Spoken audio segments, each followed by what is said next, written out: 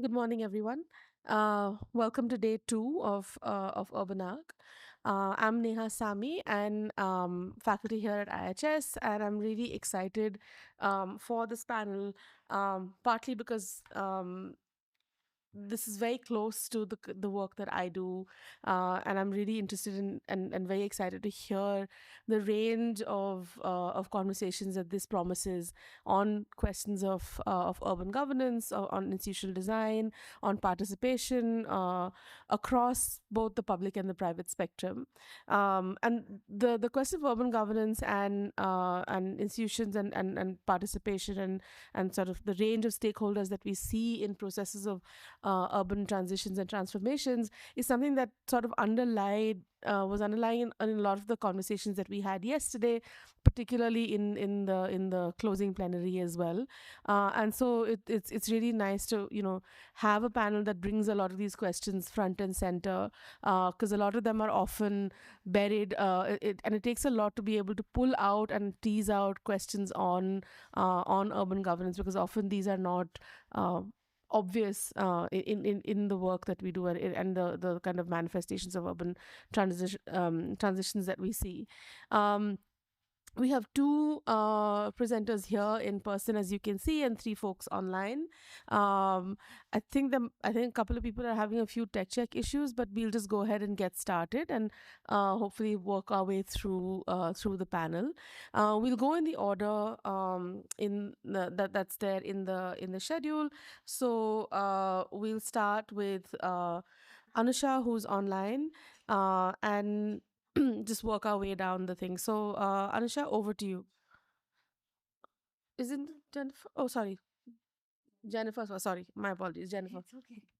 Uh, get started with you. Shall I Yeah, start? start that, please. Okay, so a very good morning to everyone. I'm Jennifer from Tata Institute of Social Sciences, and I'm going to be presenting part of my PhD research on understanding the expertise and influence of consultants in municipal governance. So, just to set the context, cities today face the challenge of sort of showing economic growth, infrastructure development, while also seeing that such growth is sustainable. However, a lot of basic services implementation, which municipalities do, is now being associated with sustainability. However, many of these municipalities, as we know in India, do not have that much capacity, both in terms of finances and functionaries, as well as they lack autonomy or decision making powers in terms of policy making. So, in this context, we see that increasingly they appoint private companies to advise them. While initially this was associated with matters of urban transformations and infrastructure development, with climate and sustainability becoming important global concerns, we see that governments increasingly appoint such consultancies to advise them on how they can make their infrastructure development or their basic services more sustainable. So, a lot of literature on the role of consultants in governance is focused on their growth as well as critique in terms of how they decontextualize or depoliticize governance. However, what I aim to look at is the everyday governance aspect of it, to look at how consultants and government officers interact on a day to day basis and how that enables consultants to shape outcomes in municipal governance. And particularly, I also look at it from the lens of expertise. So, expertise has been variously conceptualized and categorized, as you can see here. However, I use a grounded approach to understand from the perspective of actors, both government officers and consultants, on how they conceptualize their expertise and how this shapes who and how becomes a part of the governance processes. And there has also been a literature on, specifically in India, related to large scale policies like the JNNURM and Smart Cities mission and the role of consultants in that. However, I aim to focus on one particular municipality and to see how they independently deal with consultants in the implementation of a basic service provision. So accordingly, my research aims to explore how expertise is conceptualized and practiced in municipal level governance. And I use the case of a wastewater management project to understand the trajectories and influence of consultants in municipal governance. So I basically studied one particular project which involved the construction and operation of a wastewater management facility or wastewater treatment facilities in one of the municipal corporations of the Mumbai metropolitan region. I have used qualitative research methods for my study. My participants were purposively sampled, and my data collection tools included in-depth interviews and observation. I conducted a total of 32 in-depth interviews with consultants, with officers of the responsible department, as well as with other actors associated in the project, such as fisher groups, non-governmental organizations, etc. Ethical considerations such as informed consent and anonymity have been followed. Particularly, anonymity of the name of the municipal corporation has been maintained upon their request. So today what I'm going to share is some of the preliminary findings emerging from my data. So the first is how expertise was conceptualized in the government. So interestingly, in this department, which was tasked with implementation of sewage treatment, expertise was solely associated with engineering skills. And although all these officers in the department were themselves engineers, they sought specialized engineering skills in the form of those who specialized in sewage treatment, for instance. However, this was sought mainly from for-profit private companies and other actors such as non-governmental organizations or even the local municipal councillors of the municipality were not considered experts. So as you can see in the third quote, in a democracy, we have to listen to various stakeholders, but they don't know much about sewage treatment or engineering. They are not experts, and we don't seek their advice. As compared to that, in the second quote, private companies were considered to have an experience of sort of working in different countries and researching about new technologies, which is why they were considered experts. Now, this kind of perception in this particular department shaped the tendering process as well as the tendering criteria, where mainly education as well as experience criteria related to engineering was sought, as well as for-profit companies were promoted because they had quite a high annual turnover criteria, which meant that only big for-profit companies could apply for the project. Moreover, interestingly, sector-specific companies were not sought. So those who specialized in water or waste management were not really sought. And as a result, what happened is that a lot of infrastructure companies or construction companies who wanted to sort of make their mark in this sector or were new to the sector of waste or water sort of also got the contract. And this was also made possible because apart from these formal criteria, a lot of socio-political criteria influenced who was appointed as a consultant. And this I categorize into identity, familiarity, and hierarchy. So identity in the sense, as you can see in the fourth quote, having local Marathi-speaking persons or those from in and around Mumbai was considered important in winning contracts. So a commonality of habitus between the government officers and the consultants was considered an added advantage.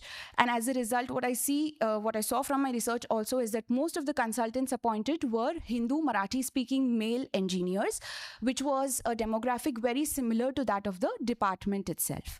And in terms of familiarity and hierarchy, so past relations that consultants as an individual or even consulting firms had with the department or with the municipality or even with higher levels of government such as the state or the central government sort of influenced their ability to get contracts, even if they were new to the sector or they had their expertise maybe in construction or infrastructure development.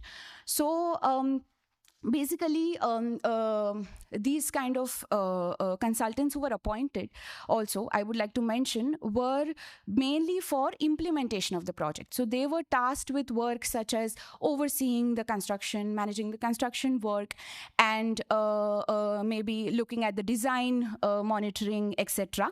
However, through their interaction in the department, the day-to-day processes in which they were involved, they were able to get access to decision-making tables in the municipality as well as in the state government, which was much beyond the extent of their work, which was, sort of outlined in their tender as such. So, as mentioned in this quote, municipal officers are dependent on us for all kinds of advice, from design analysis to procurement to sustainability concerns, and even drafting letters to the contractor. So, we see that because of commonality of habitus, as I mentioned, and also because consultants sort of actively pursued relation building with governments, they were able to advise on matters of planning of the project and thereby also influence concerns related to sustainability of the project. So there are two examples here. One case was where one set of consultants approached the municipality and suggested to them to add sludge to energy into this wastewater treatment facility so that they could save their energy costs during operation. And through formal and informal means that they adopted, this particular suggestion was then accepted. In another case, it was the state government which approached one of the consultants to give a suggestion for desalination to meet the future water demands of the city. And this consultant instead suggested that why not we recycle the waste from the wastewater treatment facilities that we are making. So through these day-to-day interactions and in their involvement in the department and the decision-making processes, they were able to also influence sort of outcomes related to sustainability of the project. However, interestingly, most of these consultants did not consider themselves as experts either in environment or in sustainability. As mentioned in this quote, I am a techno-economic expert and we provide expertise from that perspective. It's the government's responsibility to look at things holistically. However, they provided suggestions to the government because this was motivated a lot by business interests. So by becoming a part of the project, they were in fact able to build and claim their expertise in the field or in the sector of sustainability and sort of enter into the business of sustainability, so to speak. As mentioned in this quote, due to this project, many other municipalities are now approaching us, and many companies have also approached us for collaborating with them. So this project was like a springboard for companies who were new to the sector to sort of build their expertise in this sector. However, this also meant that issues related to sustainability of the project were not holistically considered.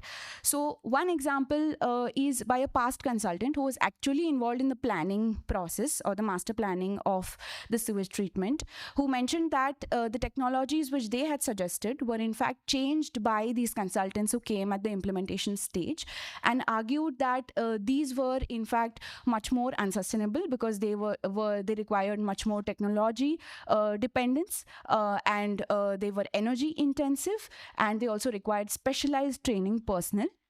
In my conversations with environmental NGOs and even fisher groups, they also felt that concerns related to mangrove habitats and the impact of these wastewater treatment facilities on the mangrove habitats and fisher livelihoods were not really considered by these consultants who were implementing the project. So just to summarize, the way in which expertise was conceptualized led to a particular set of non-state actors to become a part of the governance process, and through their everyday involvement, they were also able to influence outcomes related to the project. And in doing so, they were able to move from being just implementers in the scheme of the project to also planning. And although this was motivated by business interests, as I mentioned, it was a means for them to build and claim their expertise in this field of sustainability and wastewater, through which then they also moved from just being engineers to donning many more hats, such as being sustainability advisors.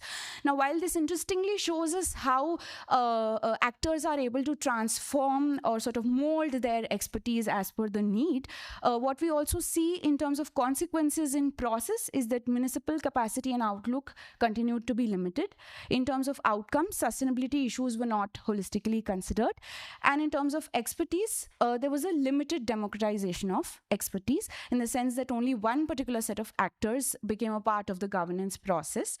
So In conclusion, in the context of resource constrained municipalities transitioning towards sustainability, what we see is that it's important to understand how expertise is being conceptualized and also easily molded, as we see in the manner in which these engineers were able to provide advice related to sustainability.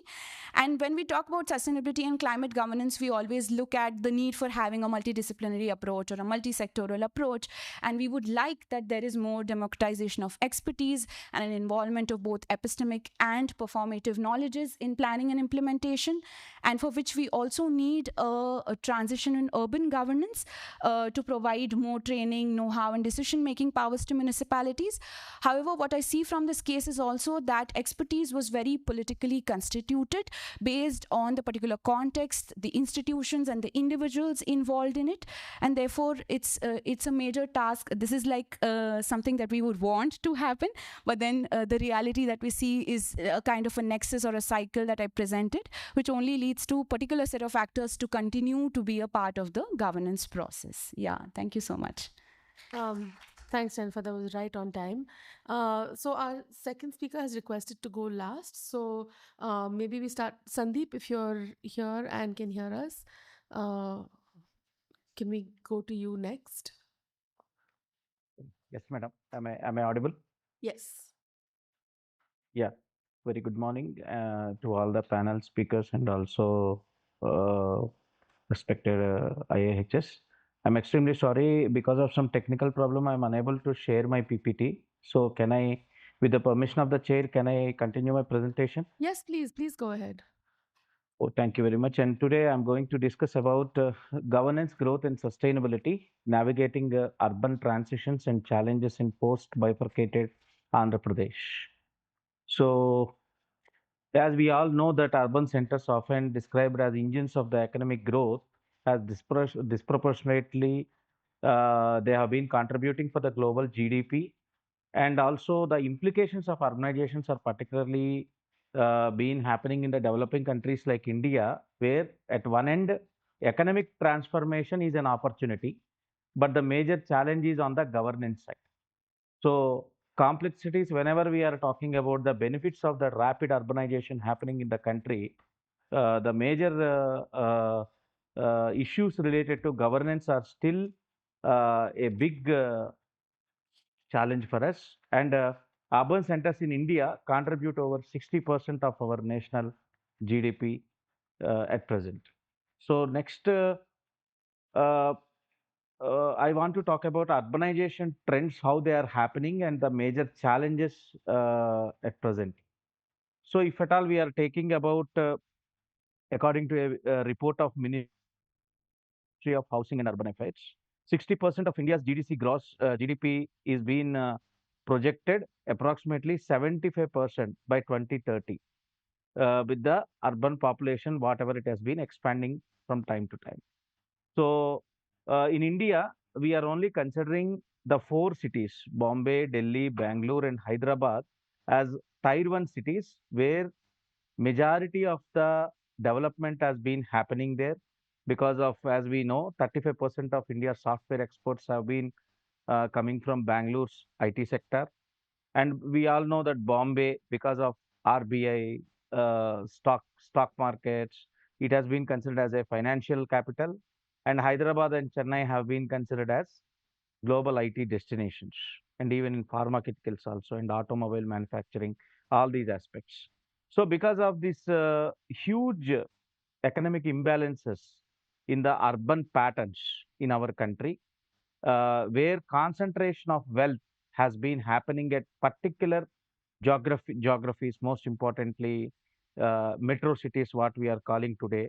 So the problem is with the tier 2 and tier 3 cities where serious challenges are happening because the disparity has been emerging as a regional economic blocks. These are all considering, and also I will tell just like an example of a tier 2 city like Lucknow or Indore.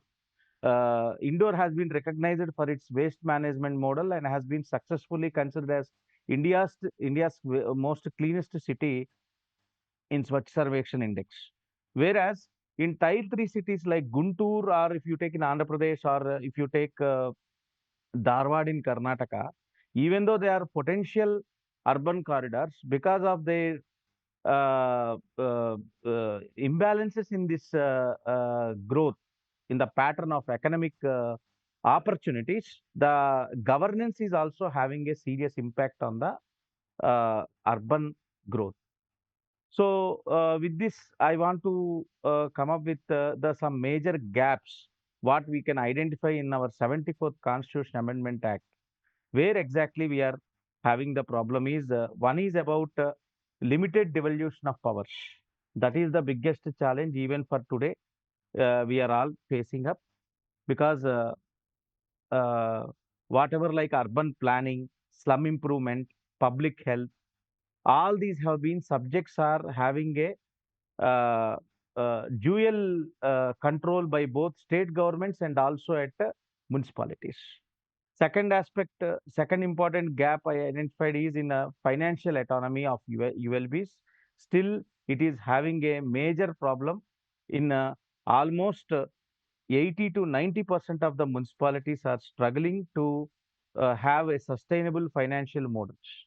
And according to the data also, the ULBs generates less than 1% of India's GDP, far below the levels seen in the developed countries, where local governments contribute between 6% and 10% of the GDP growth. So 80% of the municipal revenues in India come from the contributions by state and central government transfers, where these local third tier structures need to depend upon the mercy upon the state and center. And also property tax, another important factor where we have to understand the problem is about the property tax. How we have been uh, able to address is, this is less than 0.15% of GDP compared to an average of 1% in the developed countries. So these are all making us towards more underperforming aspects. And also another thing is lack of administrative and technical capacities. As just now the previous presenter is also talking about the technical specializations, and the way today the governments are outsourcing the system. It is not much professional in majority of municipalities. And finally, it is about how the participatory governance has been functioning at ward committees level. This is also having a biggest challenge. Why today the state of urbanization is not having that sustainable impact in the overall country. So this is whatever I discussed. This till is about at a national level, in general, how the trends have been happening. Now I am coming back to the state of Andhra Pradesh. Most importantly, my concern is about post bifurcated Andhra Pradesh. So uh, Andhra Pradesh has been bifurcated in 2014 with from Telangana, and this bifurcation has a great impact on its socio-economic and administrative aspects, where it lost its important capital called Hyderabad.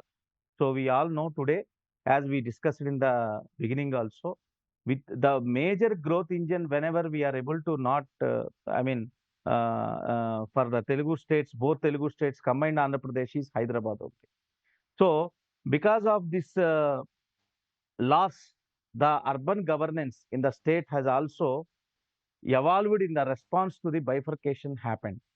And fortunately, Smart City Mission, Amrut, such schemes have been incorporated and implemented, and in Andhra Pradesh also to some extent to increase the urban infrastructure, to improve the urban infrastructure. But the problem persists, and we all know that Amaravati as a new capital has been emerged, and it has been in the proposal stage with an estimated cost of 1 lakh crore, because Amaravati is the recent capital in India which has been considered as a green capital, constructing with 217 square kilometers. So, apart from its all merits, it has also seen lot of serious challenges also, because even though we can say that it is considered as one of the estimated population of 3.5 million by 2050, with a focus on sustainable urban planning, including energy efficient buildings, smart transportation system, and extensive green spaces. Apart from its merits, it is also faced a lot of serious challenges at political aspects and also financial constraints and also related to land acquisition issues. So it is generated as a significant expectation, but with a very poor performance, it has been happening for the last 10 years. And the decision to establish this as a capital again connected with the decentralization of growth, because even in Andhra Pradesh also majority of people will feel capital as one epicenter for growth. It is an economic corridor. It is a growth center. So a serious discussion happened in the last previous government about whether one capital is needed or whether we can go with the three capitals in the three regions where we can have distribute the growth for all the overall state. This is also serious discussion happening on demerits of Amaravati considering as a urban growth part. So apart from this, we have lot of aspects are also there, because first I want to talk about the region. Andhra Pradesh as a region, we need to divide it into three parts. So one is coastal Andhra Pradesh, Rayalaseema, North Andhra. And in coastal Andhra Pradesh, we have four important urban cities are there. One is Vijayawada, Kakinada, Eluru, Nellore, all these considered as coastal Andhra. In Rayalaseema, we will consider Tirupati, Anantapur, Kurnool, and Kadapa. These four is considered as very important urban nerve centers for the state in that particular region. And in the northern Andhra, we have four more important urban growth centers like Srikakulam, Vijayanagaram, Parvatipuram, and Ichapuram. So all these centers have their own potentialities, their own important these things, and also these are all connected again. Majority are two-tier and three-tier cities only. There is no Sandeep, any. sorry to interrupt you. Yes, ma'am. You have two Yes, ma'am. minutes left. Fine. Yeah. Yes. Thank you. So my point is how to understand the growth, how to understand the transition of the urbanization in most importantly in newly emerging states like Andhra Pradesh, like Tier 1, Tier 2, Tier 3 cities. The major problem is that the transition happening at Tier 2 to Tier 1 and Tier 3 to Tier 2 needed lot of focus from the state governments and also central governments. And despite there are some other opportunities are also there for this particular state in the name of VCIC, Visakhapatnam Chennai Industrial Corridor, and also Chennai Bangalore Industrial Corridor. So with the help of this type of initiatives, definitely the state can take the leap for the sake of sustainable urbanization in future. So because of time lapse and also some technical issues at my side, I am concluding my session. I am thankful for once again for the chair to giving this opportunity. Thank you. Thank you. Thanks, Sandeep, very much. We'll move on to our next speaker, Anusha, who's also online and also actually talking about Amravati and Andhra Pradesh. So, Anusha, over to you. Okay, awesome. Hello, everyone. I'm really thrilled and grateful to be a part of this wonderful panel today. My name is Anusha, and I'm a Master of City Planning student at UC Berkeley. Today, I'm presenting part of my ongoing thesis research on land assembly mechanisms, particularly the land pooling scheme as implemented in the context of Amravati. Sandeep has given you a little bit of a context and an overview of Amravati and the political situation of Andhra right now. So what I have here in this presentation is data from interviews with farmers and some bureaucrats, and also data from different agreements and government orders and other documents that I went through. So let's get into the presentation. Again, I don't want to repeat too much about the context, but after the bifurcation of Andhra and Telangana in 2014, Chandrababu Naidu's administration, at that time he was the chief minister, they were tasked with building a new capital city for Andhra Pradesh. And Hyderabad functioned as a shared capital for 10 years. So, contrary to many expert recommendations, Naidu announced that Andhra Pradesh will have a greenfield, smart, and world class capital city, converting over 33,000 acres of agricultural land across 28 villages into an urban area. So you can see the kind of vision that Amravati, that the government at that time and still till today has for Amravati. And these were the images that were shared with farmers or the local population to gain their support as well.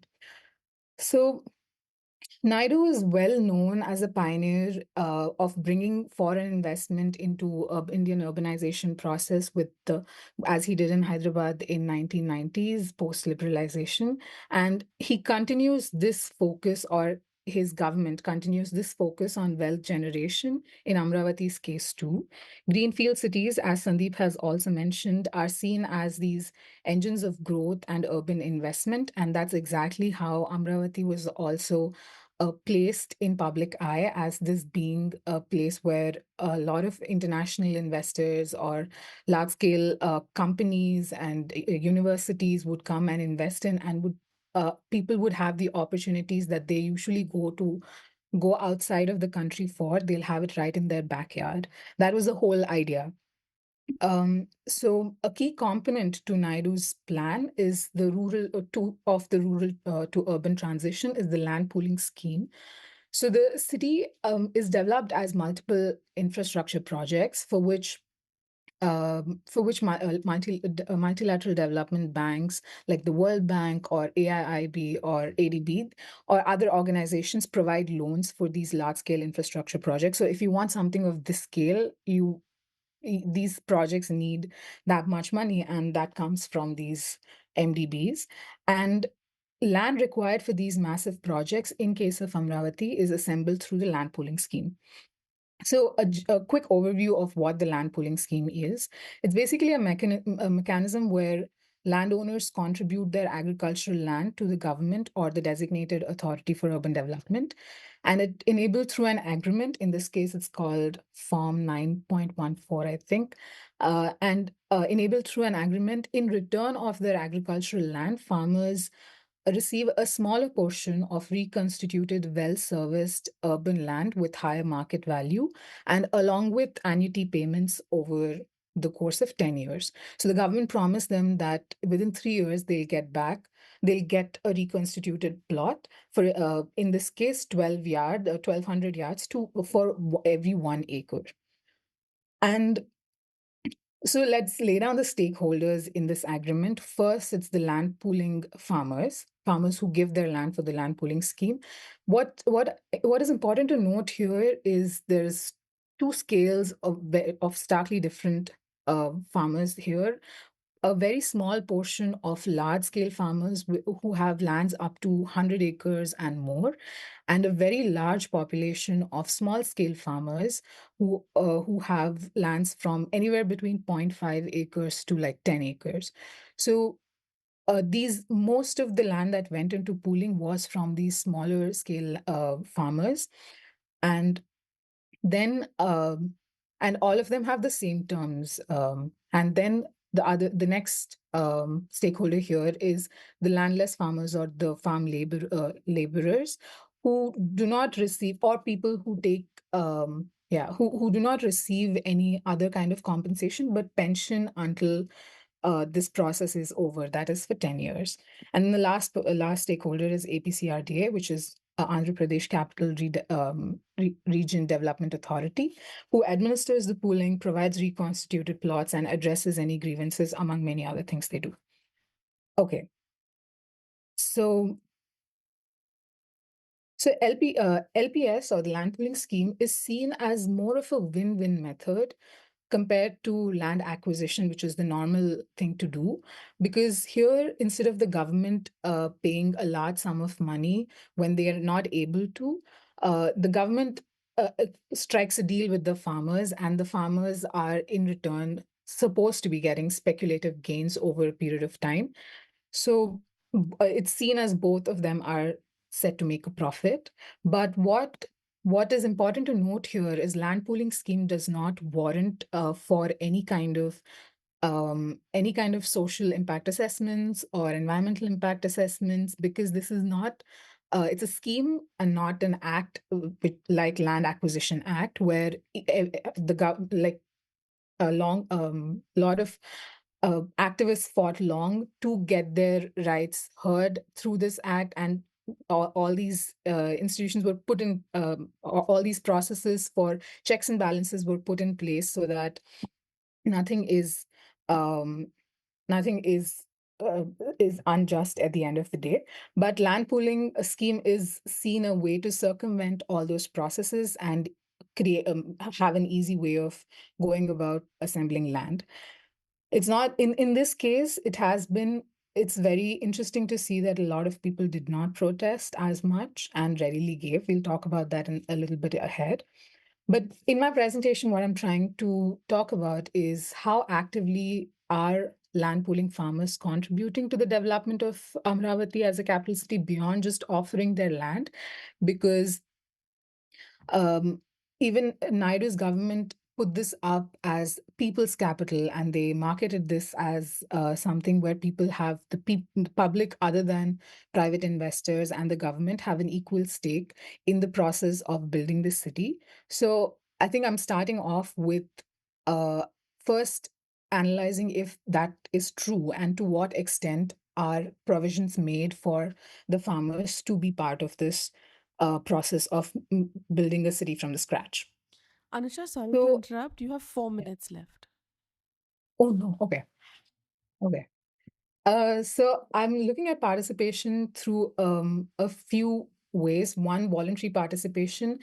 So uh, it is important to know that LPS is usually often met with public scrutiny, but in this case, a lot of people gave their land with entrusting Chandrababu Naidu, and a lot of caste networks were through those networks. There was a lot of trust in the process.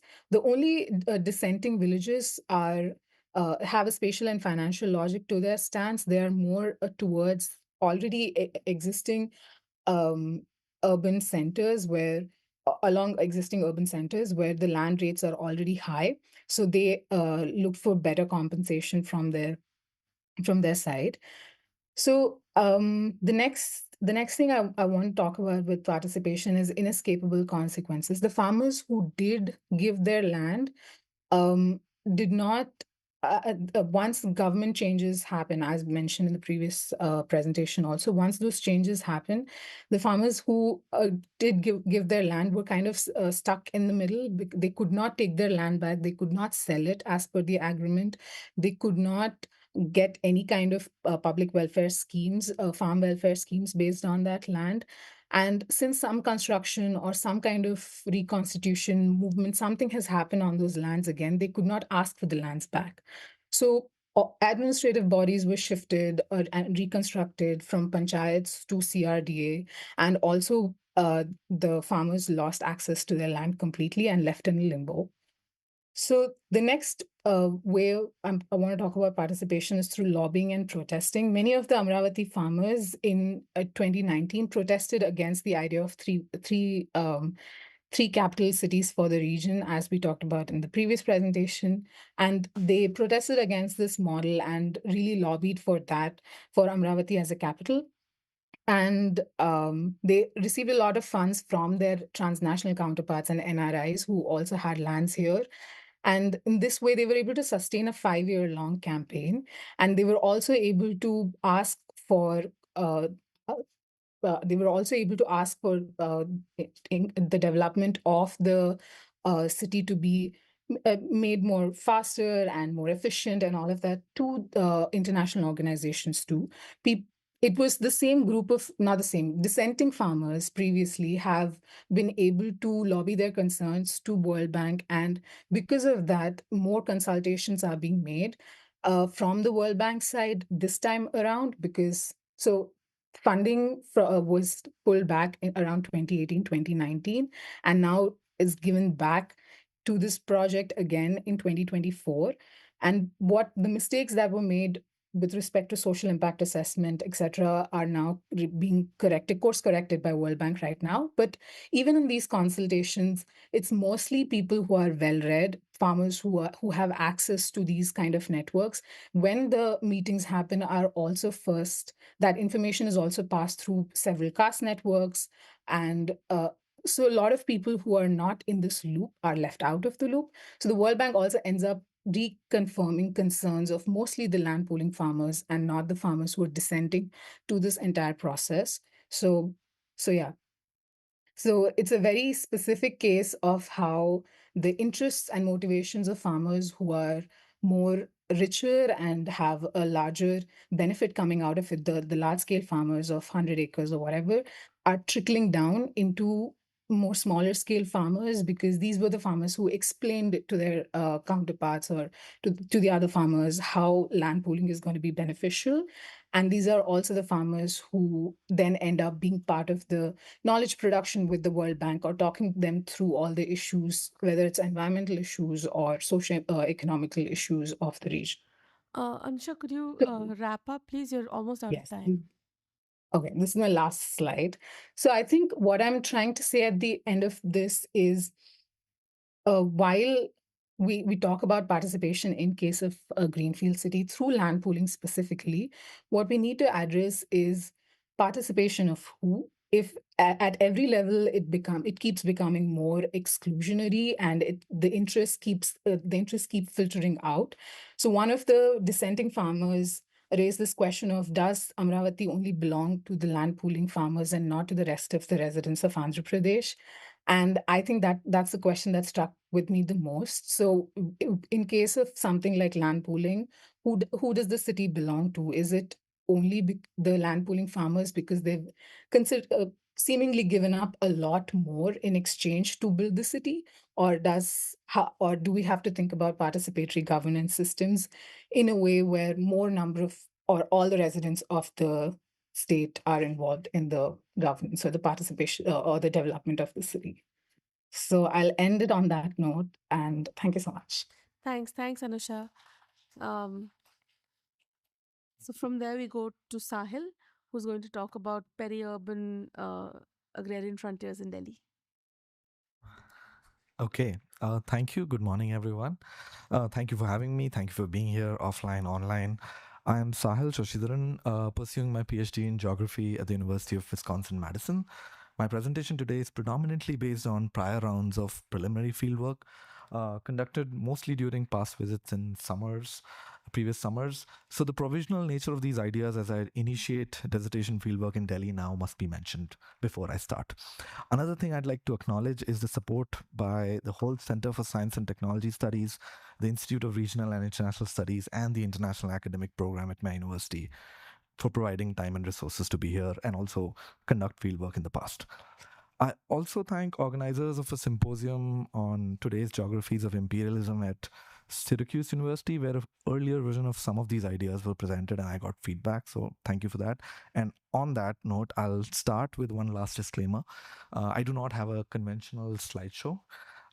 It's a set of images predominantly sourced from the field, and they'll mainly help to contextualize my talk and also set its affective/aesthetic tone. Okay, with that, I'll talk today on post-colonial property techniques, rethinking socio-technical transitions at Delhi's agrarian-urban frontier. I'll focus on two ethnographic vignettes that will demonstrate the stakes involved in my arguments today. The first, sorry, can I have a, yeah. Yes. The first, last year, hundreds of villagers from the peripheral villages of India's national capital territory of Delhi, hereafter just Delhi, along with a few allies from the neighboring state of Haryana, gathered together for an indefinite protest at Jantar Mantar, which is mainly the protest geography of the capital, demanding to implement Delhi's master plan for 2041. This congregation of farmers and villagers, mostly men and a few women representing Matra Shakti, or the power of the mother, agrarian landowners, including village youth, were all led by the Pradhan or chief of Palam 360 Khap. a traditional community organization of the region led by dominant agrarian castes that claimed to represent all 360 villages in Delhi, and also claimed to represent all 36 biradaris or fraternities from those villages, demonstrating unity not only across rural but urban villages in Delhi, villages that have been subsumed by Delhi's urbanization in the past. These villages, this congregation was also comprised of various caste groupings and social divisions that are present in the capital's hinterlands, with claims of representing all sects of society. A few months later, similar protests were held by another faction, again advocating for the rights of Delhi's farmers for planned urbanization, where such demonstrations, popularized through word of mouth and social media, often transpired under vernacular framings of a Mahapanchayat, a large or great panchayat, for Delhi's Mool Nivasis or original residents. This rhetoric persisted despite the Panchayati Raj as a formal system of rural governance being phased out of Delhi since the 1980s. These collectives representing agrarian institutions and geographies that were agitating for the urban future of what is popularly termed as Dilli Dehat, or Delhi's countryside or rural Delhi, which, while housing only around 3% of Delhi's population, occupies nearly a fourth of the city-state's 1,483 square kilometers, under almost 200 rural and recently urbanized villages, which were all demanding the implementation of peri-urban land policies under the capital's long-delayed planning framework. Not sure if you can see that, but there are some boards with 17 years of delay, etc. This demand emerged among others, all pertaining to securing land and property rights in village territories, along with provision of basic infrastructure and services. Some of these demands included increasing Delhi's circle rate for agricultural land to up to 10 crore rupees, influenced mainly by developments in Gurgaon and Noida. And all of this transpired against threats to boycott state elections that are coming up in February, and fear-mongering around the infiltration of Bangladeshi and Rohingya Muslims through informally urbanized settlements that are proliferating at these edges. The first protest culminated in the Pradhan's arrest, who was released after threatening community mobilization across Delhi Dehat via social media, while the second led to these Delhi quote-unquote farmers meeting with the Ministry of Housing and Urban Affairs and the Agriculture Ministers, quite unlike India's farmers blocked at Haryana's borders. And I want to kind of oppose Indian farmers and these Delhi quote-unquote farmers. However, such a strategic show of solidarity among agrarian actors to shape Delhi's urban future was unprecedented.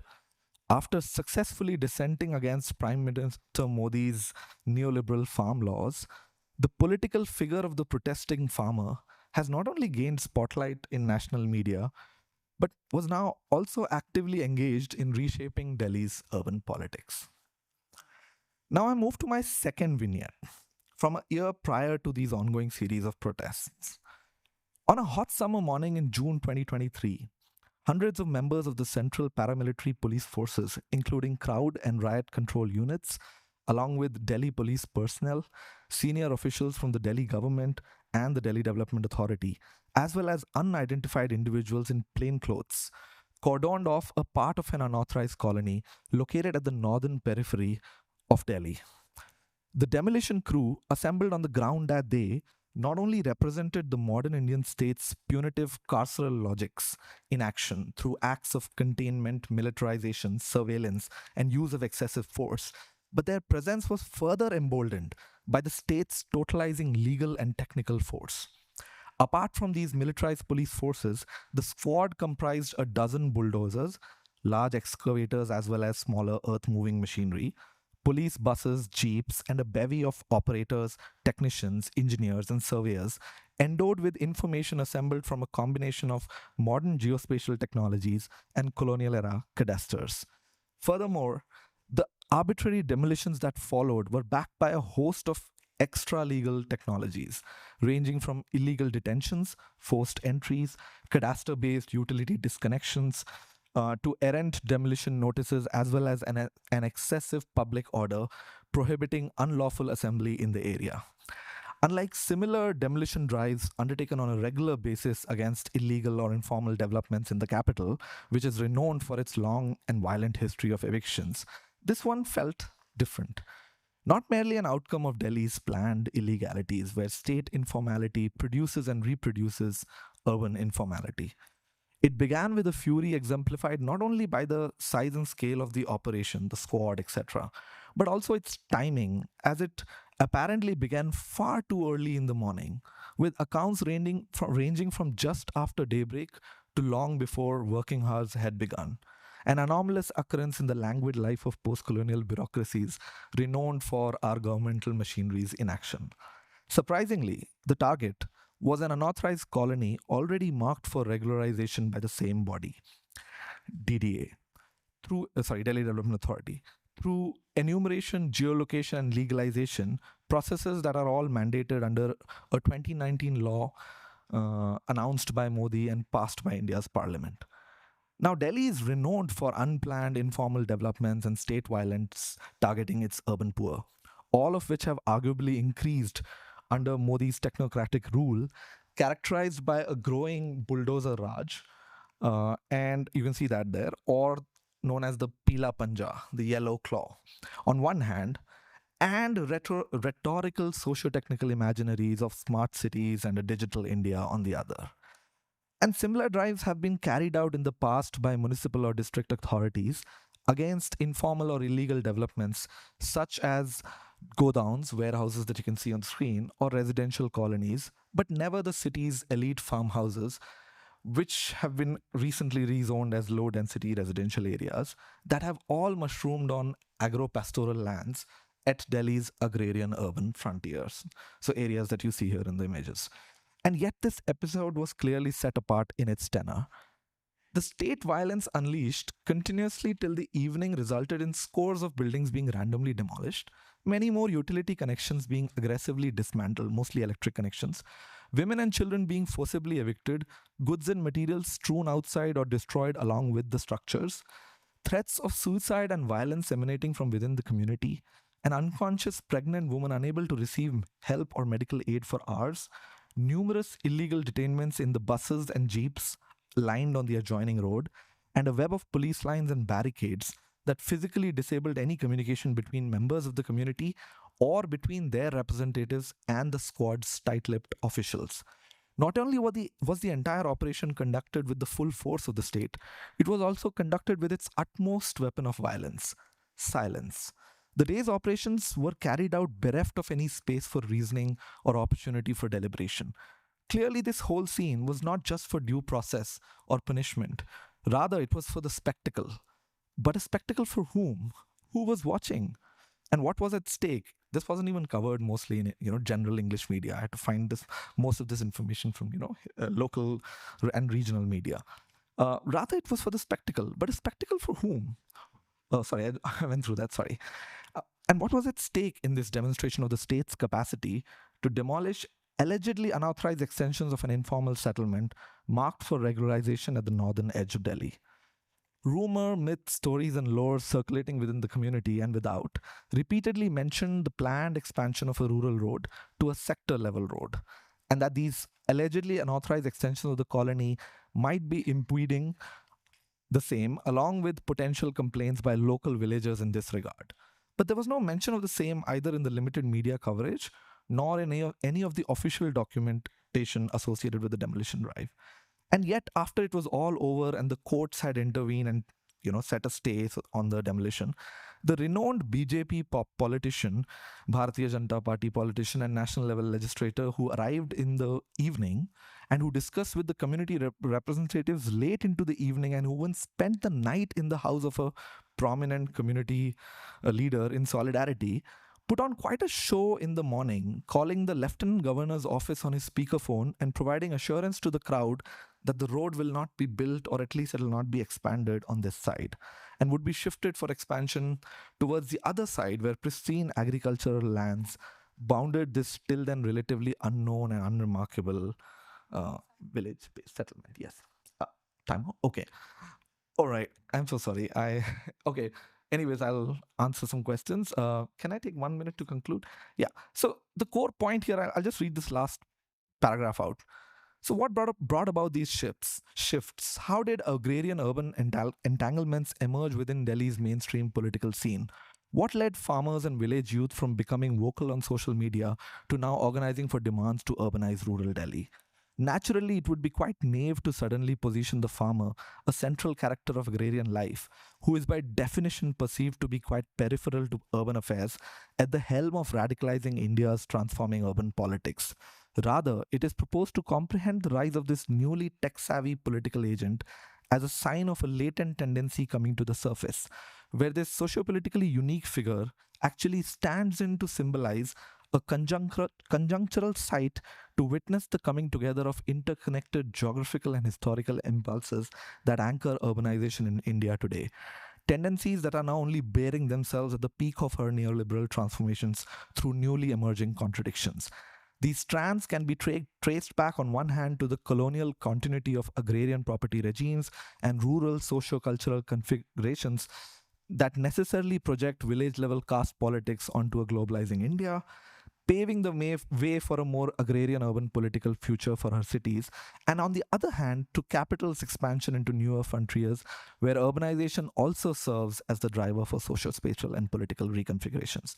In this milieu, rising property values of agro-pastoral land, while serving as the linchpin for speculative capitalist expansion into India's urban frontiers, also ensures extent socio-political transformation at the juncture where the expanding city must reckon with its colonial agrarian past, but in a new digital veneer, mediated by geospatial technologies on one hand and evolving new media politics on the other. This complex socio-technical terrain compels me in my dissertation project to inquire how are agrarian actors, institutions, and property relations reshaping contemporary processes of digitally mediated urbanization at India's urban frontier. Thank you, and I'm sorry for going over time. Thanks, Sahil. Um, we now move to our final speaker, Chetna, if you're ready. Okay, thank you. And thank you so much for providing me this opportunity to present at this platform. So I have post looking to that. What are the governance measures important, and especially this track highlighting on how governance is impacting different scenarios. My narrative is quite different. It's from the public opinion and perspective that I have captured from internet using the science of cybersemantics and trying to build a theory based on ground theory analysis. So the title of my presentation is Analysis of Urban Transitions Through Digital Narratives, Cybersemantic and Ground Theory Analysis of City Infrastructure Services and Smart City Planning. I'm quickly taking you through the introduction part that smart cities, we all know, aim to enhance the urban living, integrating the technology into governance and public delivery. So the case is highlighting about Pune. So why Pune? Pune is one of the leading smart cities in India and recognized for its pioneering project in transportation, waste management. As you might have been known that Pune has been ranked one for public transportation, and after Indore in Maharashtra, it has been ranked for waste management and in governance. So challenges is bridging the gap between this technological advancement and public expectations, addressing inefficiencies in critical services like waste management and transportation, because eventually they were the turned up themes, ensuring that inclusivity and equity on e-governance platforms is maintained, and aligning the service delivery outcomes with the policy objectives through effective feedback mechanism. So as we say, all our policies has to be in a cyclic manner, and the feedback is essential in all formats. So the aim that study examines the evolution of Pune public services within the smart city initiatives, using the narratives to understand the urban transitions available on the internet. So the study highlights how citizen feedback on the digital platform can reveal the gaps between the policy goals and the actual outcomes. So the objective, oh, okay, sorry,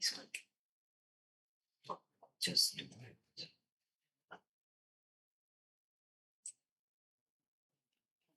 The objective of the study is to analyze the citizens' perception for urban services through digital feedback. Next is to decode the semiotic representation of services using the cyber semiotics technique. Then categorize the themes based on textual grounded theory. And finally, to provide actionable recommendation to improve public services in alignment with the citizen needs. So this study is actually under development, and this is the part of phase 2, where we have already collected the data, developed the themes. So the methodology, as I'm saying, cybersemantics time and again, is the analysis of symbolic dimensions of the digital feedback. So as we know, these days everyone is quite tech pro using the mobile phones and social media platforms. So from there, we have captured the data and analyzed these scenarios. To build the theory, textual grounded theory method has been approached, where course and categorization in format of qualitative data has been used to derive the theoretical insights. Further, this is a mixed approach method where these both are inclined and associated with one another, collecting the data from social media platform, which includes feedback from Twitter, Facebook, citizen feedback portal, and online surveys that have been channelized and available in public domain.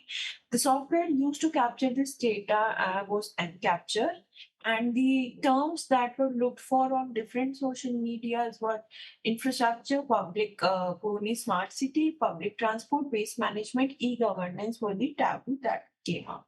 So this is the detailed methodology stepwise that social platforms were checked first, then citizen feedback portals were analyzed.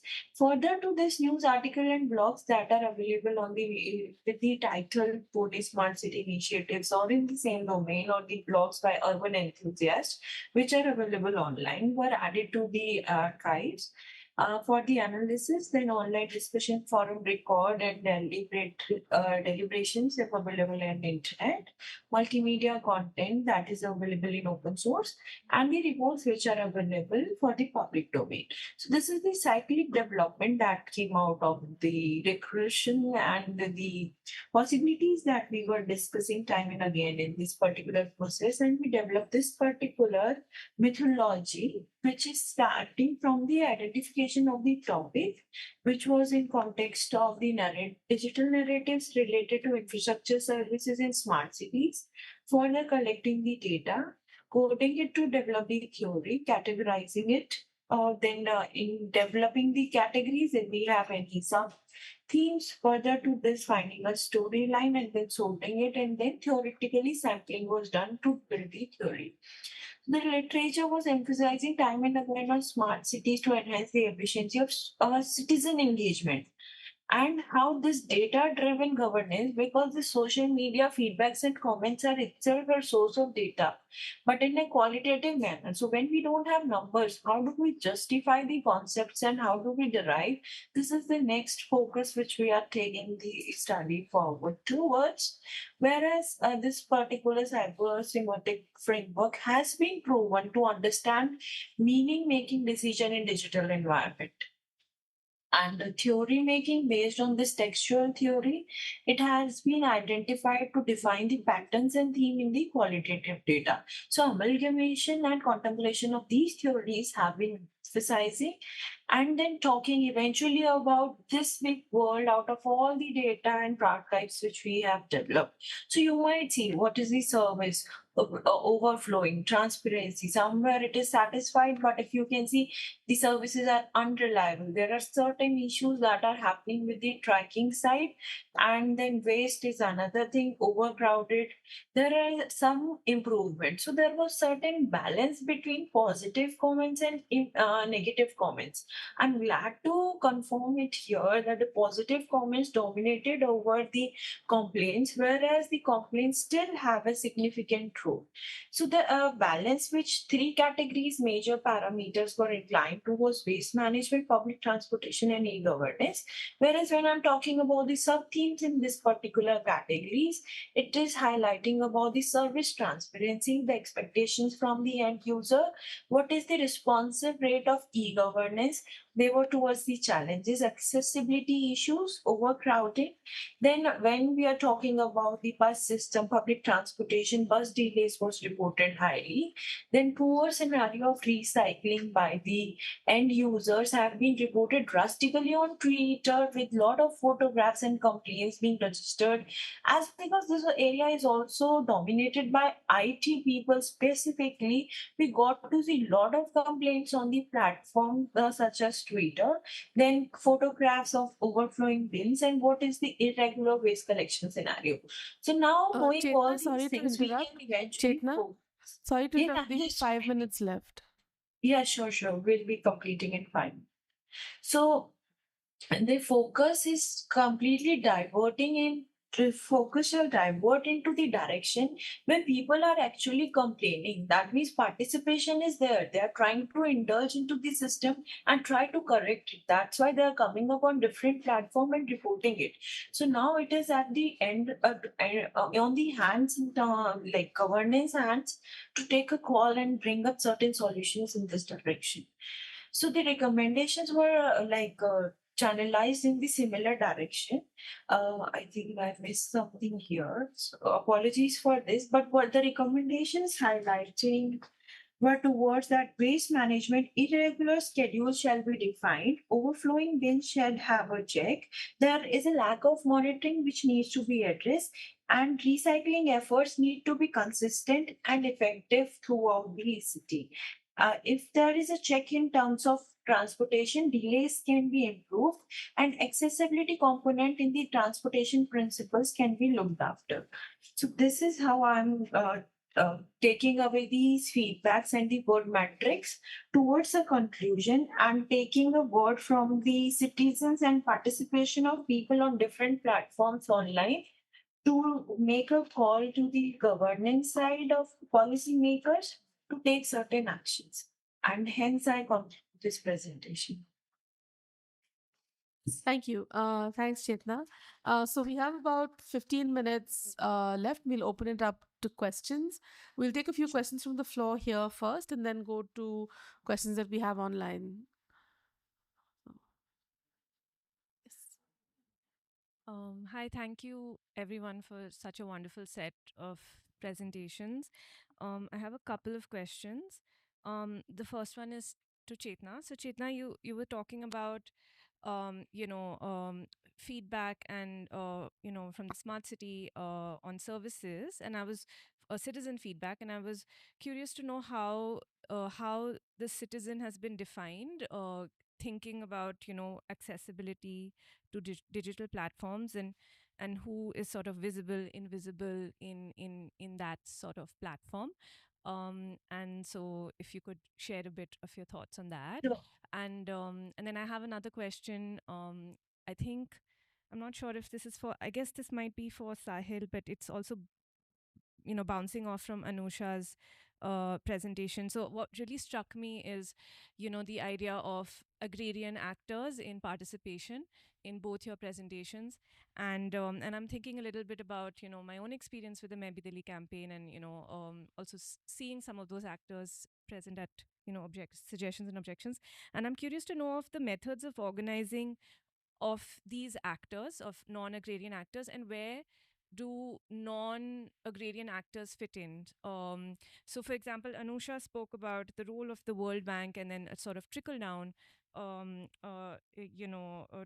trickle down of some of the demands. And so I'm just curious to know whether you found non-agrarian actors involved in the methods of organizing. And Anusha, Sahil, whichever one of you wants to sort of pick that up. Thanks. We'll take one more from the floor if there is, and then we can. Yeah, yes, of course. Thanks very much for a very, very interesting panel. The president. I had a very specific question to Jennifer. If you can say anything about the background of the consultants, their training, and the potential that more holistic perspectives can become more common in their advice. Thank you. So actually, what I might do, Jennifer, there's one question specifically for you here as well. So maybe take both of those, and then we'll move to the folks online, because it's quite I mean, it relates. So, Rohit Online wants to know how, if you can comment on how municipalities shift from a technocratic approach to one that values community approaches, or community knowledge and indigenous practices a bit more. So, if you can address both of those, then we'll move to. So the background of the consultants, so that's like a completely different, like an entire chapter, if I can say, for my dissertation. But to summarize, there was a wide range if you're talking at the organizational level. So there were some who were claimed themselves to be infrastructure or basically construction experts, some of them who claimed themselves to be engineering experts, and a couple of them who also said that they were experts in environment and sustainability. But when you look at the individual criteria of the consultants, that was very specific in the tender document itself. So they were all different kinds of engineers, either mechanical, technical, electrical, etc., etc. So they were all particularly engineers, and since that was the requirement of the government itself, the consulting firms had to get only those kind of people on board to win the contract. And about Rohit's question, I think that's a very large sort of issue that we all deal with. But I think to start off, I think there is a need for a lot of training and know-how in these emerging fields of, climate governance and sustainability within the municipality. Because in my conversations with a lot of municipal officers, they said that they wanted to know more about, climate change and how they can tackle it, but that they had very little time or very little ability to sort of build their knowledge and expertise in it, particularly because of two things. One, because they have what they call transfer jobs, that is, they are continuously transferred from one department to another, maybe in 2-3 years, and therefore they're not able to sort of build sector specific expertise or take out time to sort of know more about how they can look at issues of sustainability and things like that within their domain. So that is, I think, one suggestion through which maybe municipalities themselves and the functionaries within the municipalities can be more empowered to sort of then understand the need for then a more wide-ranging expertise that they would need for such projects. So yeah, thanks. Thanks. Chetna, would you like to take the question on that? Yes, yes, please. To answer the question, the very first question asked that who are the citizens and how we have captured them. So the citizens, when I'm using the term citizens, I'm referring to the residents of Pune who interact with the experience of the city of public services, identified through social platforms. And the identification method was multiple. Like one was, I can give you an example, hashtag, we use different terms to define. One was hashtag Pune Smart City, Pune Transportation, Pune Infrastructure, likewise Pune Governance. We have done multiple arrays and multiple combinations in that way. And then segmentations based on the user metadata, which was provided from the interface of Twitter. And likewise, at the rate function was used to identify whichever posts are made in regard to Pune. This is in context of platforms. And other thing that you want to ask, that which government portals we use. So government portals, there are certain groups. Pune Citizen Group is available on internet. If you just Google it, Pune Citizen Portals, you will find out enormous number of portals for Smart City Pune. So I'm just mentioning the archives which are available on Down to Earth, which is in Pune Citizen Keep I Watched. And then another one is the a citizen group created on e-forum for unresolved complaints, and this has been also reported by Times of India. Another one, there is a blog which is by Maharashtra government .gov.in. In that extension, we have refined it by the term Pune and then extracted those database. So each platform have multiple filter options which were applied there to just extract the data which is related to Pune. I hope that answers your question. Yes, thanks. Sahil, do you? Okay, great. Thanks for the question. So one of the things that I was trying to do through my presentation was kind of, destabilize the idea of the Delhi farmer as agrarian.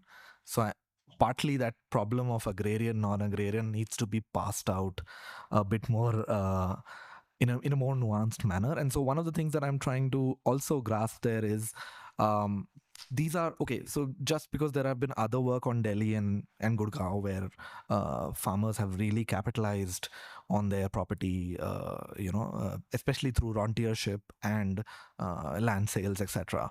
None of these apply to these farmers. So just to be clear here, these are let's say a body of farmers, village youth suffering from unemployment and not necessarily always having access to the ability to sell their land, precisely because Delhi's land policies after the 2014 CTLARR transition have now been again turned towards ideas of land pooling and green development area, both of which haven't taken off. And because of that, again, the sales of these lands are like, just to give a comparison, if property in surrounding Gurgaon or Noida ranges in the, from anywhere from 10 crores per acre to even 30, 40 crores per acre, we are talking about these farmers who might be forced to sell their land at 1.5 crores per acre, and to them this is like they can literally see across a neher or a canal. They can see that land over there is 20 crores per acre and mine is 1 point. So that's the kind of angst and anxieties around land that are populating here. But at the same time, there are very clearly non-agrarian actors who are involved. So obviously the first and foremost are what we have in the literature. We are talking about brokers, fixers, middlemen, and a lot of them come from agrarian origins but are definitely can be slotted as urban actors now. And that also involves these high funda fancy real estate consultancies. And so these are consultants, but they are not the consultants that you're talking about. They don't do infrastructure. They are land consultants. They figure out how to aggregate land. They advise you on where to buy land. And the politics of land in Delhi cannot be studied at the level of Delhi. It has to be Delhi NCR or Delhi National Capital Region. It has to be looked at in, because everyone who buys land anywhere in Delhi, I'm talking about these agrarian and para non-agrarian actors, everyone who's buying and selling land in this region is always selling something and immediately buying something else. So it's almost like a constant wave that ripples out. And so their agrarian status remains because they actually do engage in farming at some level or the other. So there might be farmers in Delhi who own land in Haryana and who are, engaging in agriculture through tenancies and different forms. And similarly, on the other hand, unlike the case of Amaravati that Anusha was mentioning, these farmers can continue, practicing agriculture on their lands while they are speculating on the land value. Because here the agreement doesn't, first of all, it's not an agreement. It's a pooling portal where they put it's all digital. They put everything online. So they've submitted almost, I think, I might be wrong on these figures because I'm confusing between the hectares and acres, but it's 7,000 to 8,000 hectares or acres that has already been pooled in Delhi now. And this is over the last 5-6 years of, pushing for it. And so yeah, it's kind of prime land, but at the same time, it's mostly these non-agrarian actors are not MDBs or bilateral agencies. It's mostly state and non-state actors of the real estate development nexus kind of players at the moment. Let's see where it goes. Thanks, Sai. That's actually really, really fascinating. Anusha, before you answer the question that Ruchika asked, there are a couple of other questions online. So I was just going to cluster them and ask you to respond to all of them together. So, in addition to what Ruchika asked you, there's also a question from Neha about how landless farmers feature in your work and in the project itself, and where they locate themselves in the imagined sort of greenfield capital. Rohit wants to know how you propose to overcome challenges associated with democracy and decentralization. Just really small. And thinking about how you see the elimination of failures around centralized planning versus sort of decentralized planning, given the politics that you see there. And then there's one final question from Devyani, both to Anusha and Jennifer, on the modalities that consultants use to present and to pitch their proposals. And how do you find how rooted these are in the sort of socioeconomic realities of the both government capacities, but also the context within which they're operating. So Anusha, if you want to take those questions, and then maybe if we have time, we'll come to you, Jennifer. Okay. Okay, thank you everyone for the wonderful questions. Okay, I'll go one by one. I think with respect to landless farmers, so my study particularly does not focus on landless farmers as such, because that in Andhra, in Amravati's case, that's a very specific also caste category. Very clearly, when I did my interviews, people said that people who work on these farms are SEST caste folks, and there is a clear divide or a difference between them. But during the protest, I mean, again, these are things multiple farmers from different perspectives have said. The land pooling farmers who were part of the Amaravati protest said that even the scheduled caste workers and folks of that village were very pro development of Amravati, because they also see this as a plus point for them. And they, because of political, different kind of political pressures, they can't show their solidarity with these farmers openly. But what they've said to me is that they never sat across in the other protesters' tent or whatever. So that's one way these are considered. But if you see at it more, sorry, I don't want to take too much time, but if you see at it more like in terms of what actually happened with these farmers, a lot of SCST farmers who were part of this pooling area were at the initial stages somehow asked to sell their lands or give up their lands in some way, because they own a different type of lands that were offered to them by the government long back.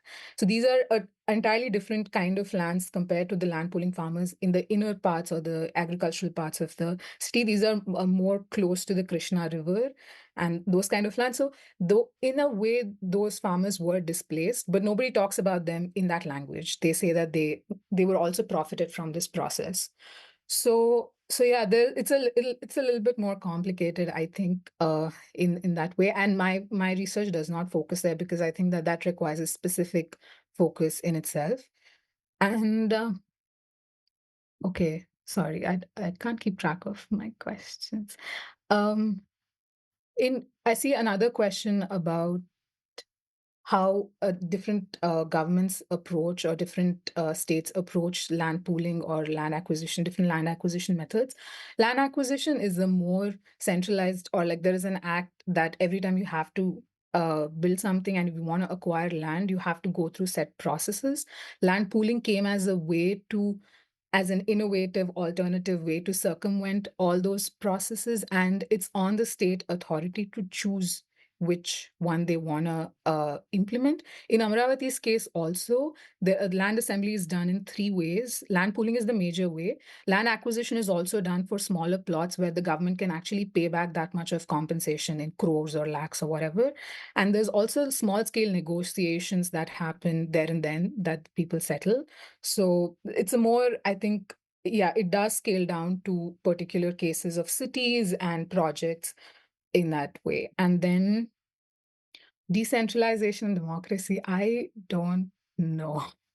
I don't think I can answer that at this point. But how I see in Amravati's case, how people are thinking about decentralization, there's a strong group of people who see land pooling as unconstitutional and also non-democratic, because it's no way offering compensation to the farmers, and it's just a way for the government to get what they want and skip the accountability.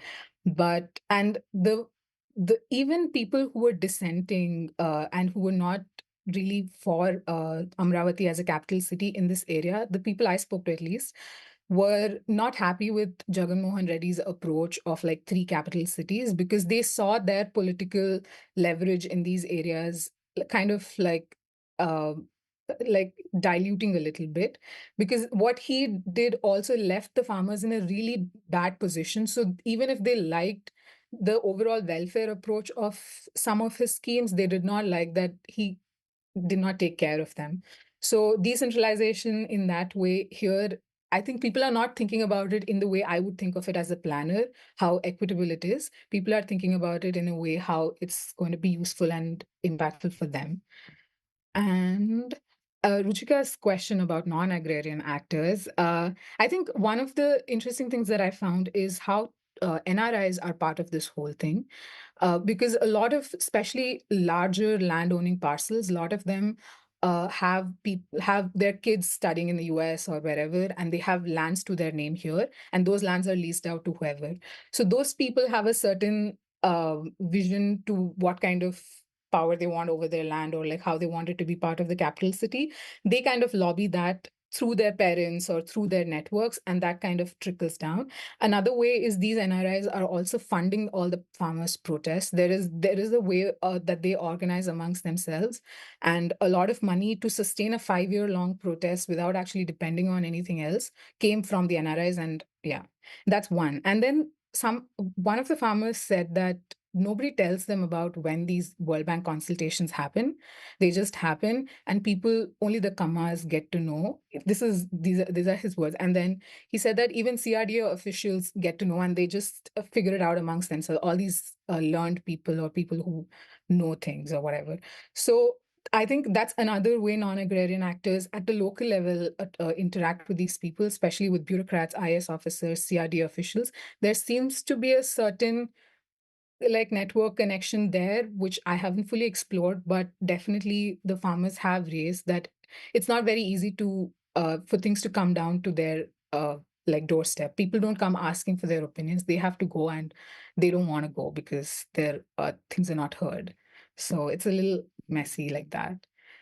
And I think sorry. we're out of time though, Anusha. I think maybe if you want to really quickly answer the last question, and then we'll close.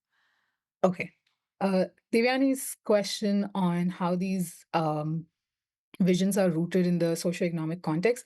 At least in Andra's case, I think people really bought it when IS officers and bureaucrats in 2014 came to these farmers and showed them these like visuals, or told them that your land today is worth something, but in 10 years it'll be worth crores and crores of money on such a small piece of land. And people did not see this as money. They saw it as opportunities for their children. They can make their children study not in smaller institutions, larger institutions, and that will make them get better jobs and all of that. So they thought of a very large picture into the future, and that fits into the general narrative of what the government is trying to sell also, that we'll bring aims here, we'll bring this here, we'll bring whatever. So I think in this case, I wouldn't say it's rooted in people's socioeconomic realities, but it's definitely somehow connected to their aspirations, and the government was able to catch on to that and really make use of that.